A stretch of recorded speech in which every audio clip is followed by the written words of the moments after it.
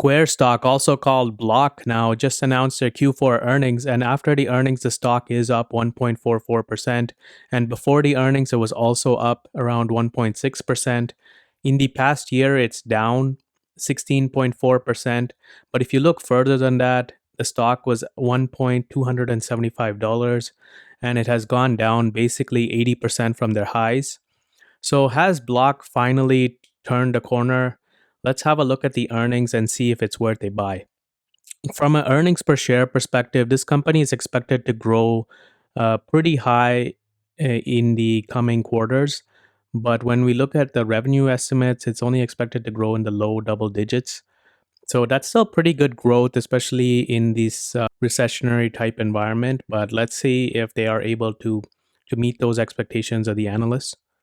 Getting into the earnings per share, we can see that they missed the expectations by 8 cents, but the revenue was up 14% year over year, which beat the expectations by 60 million. And actually, when you exclude the Bitcoin revenue, the revenue in their fourth quarter was up 33% year over year. So I do like this company. I did mention it in my Coinbase video in the comments that Block is my preferred company to invest in because the core business is still very strong, where it's growing 33% year over year. And eventually, if you are bullish on the crypto space, I think once the Bitcoin prices and all the other cryptos start going up, we could see the revenue grow substantially as well in this company. So this is why I prefer this company to Coinbase. And I'll get into this in more detail when I go over the technicals as well, but this is something to keep in mind. When we go over the transaction revenue, we see that this was up 13% year over year, and then the gross profit on that was up 10%, and they also processed 15% more year over year in their gross payment volume. And subscription and services, where they have their greatest growth, was up 69% year over year, and the gross profit was up 70% year over year. Getting into the earnings document, we can see the same thing that I had mentioned before, where because of the Bitcoin revenue, they're actually down 1% year over year. But when you exclude the Bitcoin, the revenue is up 36% year over year. So if you think Bitcoin is going to go up, there is also a huge potential for the revenue in this company to also substantially increase here. We can also see that the gross profit has increased greatly from Q4 2021 to Q4 of this year, where it has gone from 1.18 billion to 1.66. Getting into the income statement, we can see that Square is actually not profitable from a GAAP basis. So they actually lost 93 cents this quarter, but last year they were profitable by 36 cents. So this is not very good to see, as all of their operating expenses has gone up greatly. They had 6.6 billion in operating expenses, and last year they only had 4.2 billion. And basically all of their administrative costs and product development, all of these things have gone up from the previous year. This is not a very good trend to see. I think because now a lot of companies are doing cost cutting and doing layoffs in the tech sector, Square might get into that as well. They haven't done so right now, but hopefully they can do some of those cost cuts as well, because from an investment perspective, we do want to see that they're profitable from a GAAP basis. So that's something to keep in mind. When we get into the revenue segment, we can see that they did decrease from the previous year, and mainly it's because the Bitcoin revenue has gone down from 10 billion to 7 billion, but everything else has gone up. And their most profitable business, which is subscription and services revenue, actually almost doubled. And we can see that cost for this is only 860 million. So this is a very good trend to see. But even after all of these great increases in their revenue, we can see that they are in a loss. So that's something to keep in mind.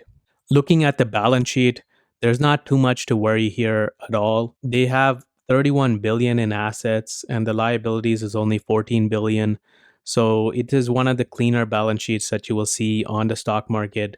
So even though they're not profitable from a GAAP basis, I don't think there's too much to worry here. Their cash even increased year over year. Getting into the technical segment, we can see that Block before the earnings was trading at an area of support that it had reached multiple times at $74. But after the earnings, it has gapped up around 7% to $79. If you think that the crypto space is going to pick up again and that Square can continue growing their business like they are at 33%, I do think this is a decent time to buy this company. I have a small position in this company. I did cover Coinbase 2 days ago in my channel. Coinbase's revenue has fallen off the map. Their losses are very bad as well. So, Square, which I think is a solid company and growing pretty well, does have that crypto exposure that I would like to have in my portfolio. So I have a small position in this company. I will say this, there was an article listed where insiders of Block had actually sold $5.2 million worth of the shares at $73 over the past year.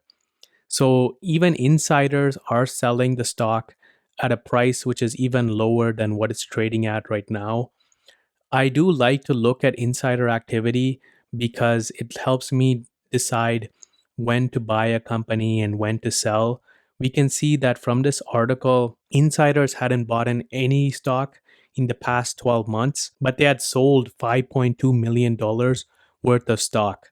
So this is not a good trend to see. So that is one of the reasons why I don't have a bigger position in this company. But I think it is a solid company nonetheless. Hopefully, they'll be able to start making a profit as well. Also, when we look at PayPal, which was another company that I had been tracking, we can see that the decline in PayPal and Square was basically the same in the past 2 years.